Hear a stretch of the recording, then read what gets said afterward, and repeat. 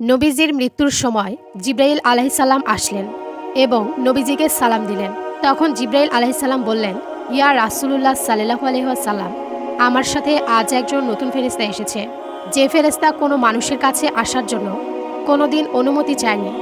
আর সে ফেরেশতার নাম মালাকুল মউত। মালাকুল মউত রাসূল সাল্লাল্লাহু আলাইহি সাল্লামের অনুমতি নিয়ে রাসূল সাল্লাল্লাহু আলাইহি সাল্লামের জান মোবারকের কাছে এসে সালাম দিলেন। বললেন, ইয়া রাসূলুল্লাহ সাল্লাল্লাহু আলাইহি ওয়াসাল্লাম, আমি আদম আলাইহিসসালাম থেকে শুরু করে এই পর্যন্ত যত মানুষের জান কবজ করেছি আর কিয়ামত পর্যন্ত যত মানুষের জান কবজ করব, কারো কাছে অনুমতি চাইনি। কিন্তু আজকে আসার সময় আল্লাহ বলেছেন আমি যেন আপনার অনুমতি চাই। নবীজি বললেন, মালাকুল মউত, আমি যদি অনুমতি না দিই?